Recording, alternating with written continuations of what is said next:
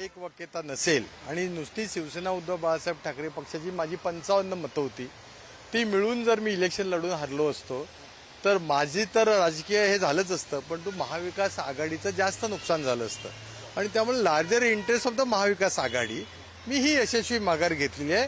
कोणी काही टीका करतात, मी उलटं म्हणेन त्यांनी सुपारी घेतली बाळमानेची हकालपट्टी करण्याची काही पक्षाच्या नेत्यांकडनं, कारण इतकं काय फार नव्हतं. मी जर काही निर्णय चुके तर मला शोकत नव्हती, माझं म्हणणं ऐकायला होतं, मला बोलवायला पाहिजे होतं. बरं, एकदा संजय राऊत साहेबांनी माझी हकालपट्टी केली, परत चुचू करत डोम कावल्यासारखं विनायक राऊत साहेबांना काय बोलण्याची गरज होती? म्हणजे मी कोणतरी आहे. मला असं म्हणायचं की विनायक राऊत साहेबांनी माझी हकालपट्टी करायची सुपारी घेतली. मग आता तुमची काय भूमिका असणार? तुम्ही भाजपमध्ये प्रवेश करणार आहात? Wait and watch. Bharatiya Janata party हा अखिल भारतीय पक्ष आहे. देवेंद्रजी माझे मित्र आहेत, रवींद्र चव्हाण साहेब माझे मित्र आहेत, बावनकुळे साहेब मित्र आहेत आणि नितेश राणे साहेब ज्यांनी हे सगळं ऑपरेशन घडवलंय हे सहकारी आहेत, ते मित्र आहेत. नारायण राणे साहेब आमचे आदरणीय आहेत. आता ही सगळी काय मंडळी म्हणताय त्याचं वेट अँड वॉचमध्ये आपण आहोत. मी राष्ट्रीय संघाचा स्वयंसेवक आहे, होतो आहे आणि राहणार आहे आणि त्यामुळं अनेक लोकांचं असं चाललंय. आज ट्रेंडिंग चालू आहे व्हॉट्सअपला, फेसबुकला, इंस्टाग्रामला सुद्धा याच्याबद्दलची चर्चा आहे की तुम्ही परत भाजपा जॉईन करा वगैरे वगैरे. झालं गेलं 2024 सालातलं काय असेल ते गंगेला मिळालं. त्यावेळेला मला उमेदवारी मिळेल नाही, मला 75,000 मतं मिळाली त्या ठिकाणी. तेव्हा सुद्धा विनायक राऊत साहेबांनी गद्दारी केली. जिल्हा प्रमुख तत्कालीन शिवसेनेचा उद्धव ठाकरे साहेबांचा, तालुका प्रमुख, उपतालुका, हे सगळे माझ्या विरोधात गद्दारी करायला विनायक राऊत साहेबांचे होते आणि हे रत्नागिरीकरांना सगळ्यांना माहिती आहे. आणि प्रत्येक वेळेला विनायक राऊत साहेब हॉस्टाईल होतात.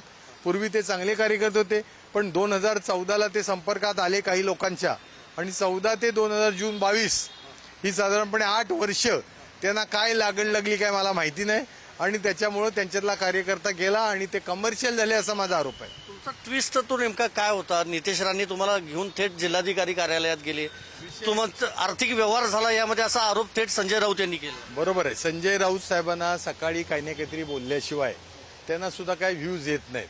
तर असं काहीतरी बोललं पाहिजे. म्हणजे प्रमोदजी महाजन असं म्हणायचे, कुत्रा माणसाला चावला तर ती न्यूज होत नाही, पण माणूस कुत्र्याला चावला तर ती न्यूज होते. आणि त्यामुळे असं काहीतरी बोलायचं, सनसनाटी आरोप करायचे. अरे चिचोका आहेत काय? असे कोटी रुपये कोण द्यायला बसलेत काय? आणि तुम्हाला काय माहिती असले तर सांगा, पुरावे द्या. मी सार्वजनिक जीवनात निवृत्त होईल. उलट तुम्हालाच सवय झाले सुपाऱ्या घेऊन वाजवायची, सत्तेत असली तरी वाजवायची, विरोधात असले तरी वाजवायची सुपाऱ्या घेऊन. हे विनायक राऊत, संजय राऊत यांचं काम आहे. तुम्ही मातोश्रीवर आला होता, त्यानंतर तो उमेदवारी अर्ज घेऊन सिद्धिविनायक मंदिरात गेला, शेंदूर लावला तुम्ही आणि मग ते चोर सगळे निघाले असा आरोप आहे संजय राऊत यांचा. आता त्यांचा आरोप काय असेल तर त्यांचं ते व्यक्तिगत मत असू शकतं. मी 40 वर्ष राजकीय क्षेत्रात आहे, संजय राऊत सुद्धा आहेत. माझं म्हणणं त्यांनी जरा सांभाळून बोलावं, आपला डेकोरम सांभाळावा आणि जर काय असेल तर लोक ठेवतील. लोकांना माहिती आहे ना, ही लोकशाही आहे आणि त्यामुळं कोण कसा आहे. हो मला सांगा, मी 2024ला पक्ष बदलून शिवसेना उद्धव बाळासाहेब ठाकरेकडनं उभा राहिलो. विनायक राऊत साहेबांची आणि जिल्हा प्रमुख गद्दारी होती, तरी पण मला 75,000 मतदारांनी रत्नाच्या मतदान केलं. मी 99ला आमदार झालो तेव्हा मला मतं होती 45,000 फक्त भाजपची आणि शिवसेना होती, युती होती तेव्हा. पण तेव्हा सुद्धा गडबड व्हायचीच. 25 वर्ष माझ्या नशिबी असंच आहे. मी 4ला थोड्या मतांत पडलो, का पडलो त्याच्याबद्दल मी केलंय ना, कधीतरी करू आपण. मी 2000ला का पराभूत झालो, शिवसेना भाजप युतीत भाजपचा उमेदवार, भाजप वाढू नये म्हणून भाजपचा आमदार पाडावा, हे सुद्धा तेव्हा ठरवलं गेलं. आणि तरी पण प्रत्येक वेळेला माझं मतदान वाढलंय. म्हणजे त्या 25 वर्षात माझी साधारणपणे 30,000 मतं वाढली. अशी कोणाची कधी मतं वाढत नाहीत. डिपॉझिट जातं. काही लोक माझं डिपॉझिट घालवणार होते 2024ला. तर त्यामुळं असं काय यांनी आरोप केले म्हणून काय होत नाही. जसं आपण म्हणतो कावळ्याच्या शापान काही गुरु मरत नाहीत. त्यांनी बोलावं. माझं निष्कलंक चारित्र्य आहे राजकारणातलं. मी राष्ट्रीय संघाचा स्वयंसेवक आहे आणि त्यामुळं माझ्यावर लोकांचा विश्वास आहे.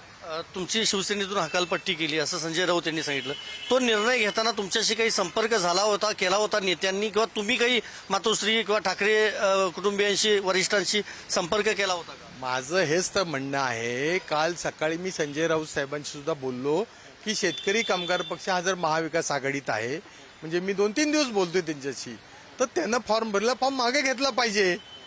आणि त्याकरता संजय राऊत साहेबांचं माझं बोलणं झालं. आता ही गोष्ट आहे साधारणपणे 11ची.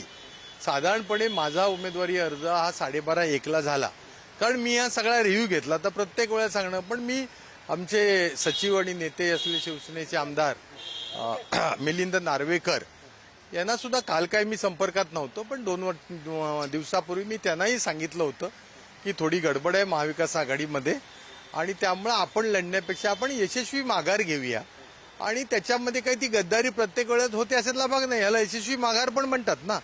आणि घोडेबाजार आम्ही थांबवला हे का आम्ही चूक केलं? नाहीतर आज सगळं जगजाहीर आहे.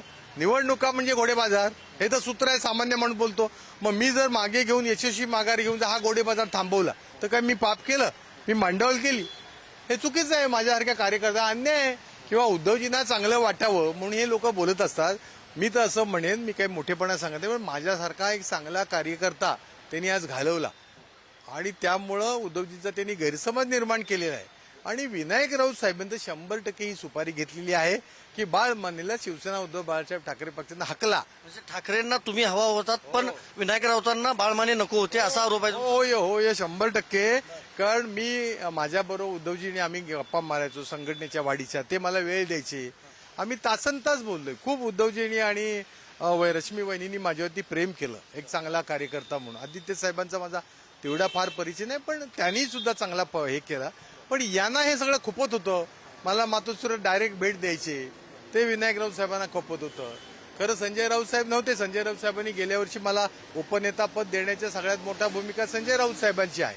म्हणजे माझ्याला काही क्वालिटी होते म्हणून मला तुम्ही उपनेता केला ना. म्हणजे मी आता काय 2 तासांमध्ये नालायक झालो का? मी गद्दार झालो का? चुकीचं आहे संजय राऊत साहेब. शेवटचा माझा प्रश्न, तुम्ही म्हणताय संघाचे कार्यकर्ते म्हणजे संघाचे तुम्ही जुने कार्यकर्ते विचारधारा आहे. भाजपमधले अनेक तुमचे वरिष्ठ नेते जवळचे संबंध आहेत. भाजपनं तुम्हाला काही शब्द दिलाय आगामी भविष्यात? नाही, असं आहे की प्रत्येक नेत्याला किंवा मी जर मूळ भाजपचाच होतो त्या बिचाऱ्यांना आनंदच वाटेल ना, आमचं चुकलेलं बाळ परत वगैरे येतंय. परंतु असं काय